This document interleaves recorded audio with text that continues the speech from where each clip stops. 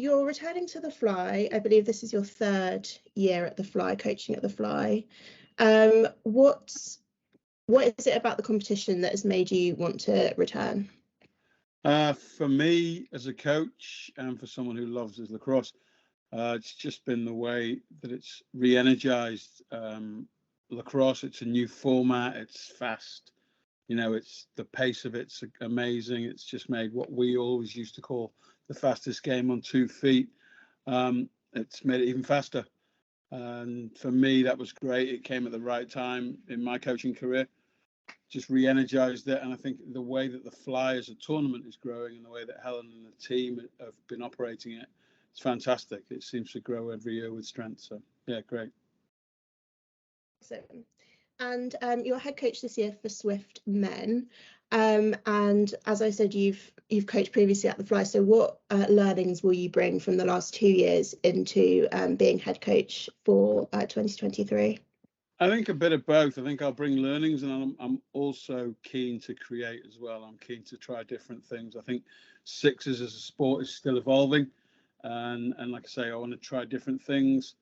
But from the previous ones, definitely the athleticism, the time management with the shot clock, which is always important, and just passing on knowledge to the players who haven't been there before and working with the ones that have. Nice. And speaking of players that have been there before, we've announced Albert Whitehead will be the Swift icon.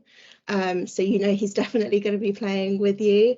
So what do you think he'll bring to the team and also to the profile of sixes in the wider context? Because obviously he plays England box and he's very well known within the sport. So how do you think that he'll bring additional profile to the game? I think Albie will do a great job with it. I think he'll bring a lot to the table. I think he was on the first one that I coached when he was with Swift then. In between, he went off to another franchise. He's back with us now. I think it's great. I think he's got a great year behind him where he won the gold for the European box. So he's running high and he is a good leader. So that'd be great. Awesome. And this is the first year that we are inviting spectators to come and watch. We've sold lots of tickets so far, which is very exciting. So how do you think that will change the format and the competition, and what impact do you think that will have on the players? I think it'll have a massive impact. I think it's great for lacrosse. It's great for sixes. It is a very user-friendly and spectator-friendly sport. If you came down to a tennis-side game, it might be a bit different. You might be asking, well, how can they do that and why do they do that? But with this, you walk into the arena and you can watch sixes lacrosse and pick it up straight away. It's kind of along the lines of a basketball type sport where it explains itself as you watch it. I think having people there watching it is great. I've always said that lacrosse has been the best kept secret in this country. Being a lacrosse person for many years, I think it's great to get it out there in the public eye and sell tickets and have people on seats.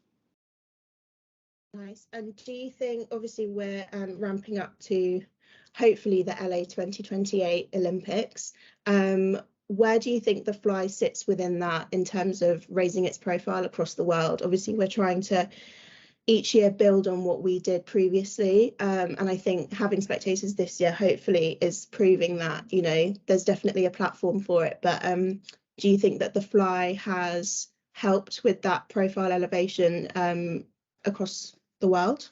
I think so. I think definitely where the Fly, for me, and I was involved with Great Britain going out to Alabama last year and the talk of the Olympics, I think where the Fly has really shone is it was the first event of its kind and it was the first league for sixes.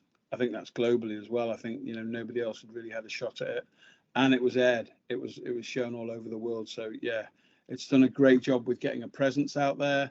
It's done a great job with selling the sport, and I think that's what we need when we're going forward to things like the Olympics and the Commonwealth, what everybody's talking about. Great. And you'll be working with Chloe as your assistant coach.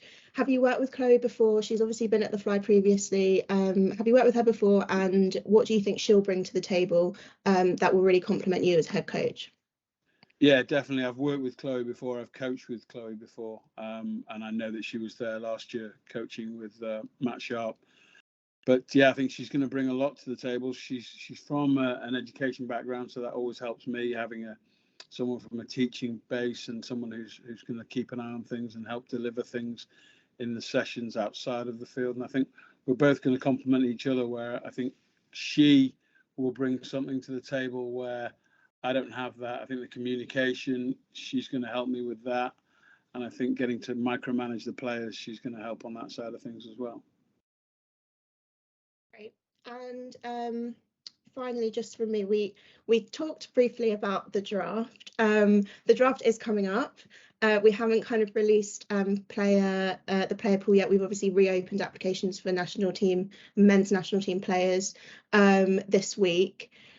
Do you have any tactics that you'd be looking to go into the draft with, or are there any players in particular that you would like to see on Team Swift? No, I mean, I wouldn't be me if I didn't say, yeah, I'm looking to get a solid goalie in there. That's where my background is in the sport. But I would also say, for me, I'm looking for athletes, people who can go both ways. I'm also not particularly pigeonholing any kind of players, because the one thing that Sixers has taught us all is that it suits anyone. It could be anybody's style of game. You get out there and you may have played long pole defense in the 10-a-side game, but you could be a great Sixers player. It's really not easy to find the right athletes, but it is something that you've got to look at everybody, and I think any age as well. Awesome. Sorry, I do actually have one more question that I've just thought of. We are obviously having spectators this year. If people are wondering why they should come and watch The Fly, what would your answer be? Many reasons. It's like I said earlier, it's action packed, it's fast paced, it's got a great energy about it. If you are a sports fan in general, I'm sure you would love it. It's one of those sports that you can just pick up straight away. It's fast. It is furious as well. If you look at it that way, there's a lot of up and down action. I think it sells itself. I think if you're going to come down and watch it, the moment you sit down in that chair and you see the first game, you'll be hooked. I think you'll be hooked straight away. Sixers is a great format.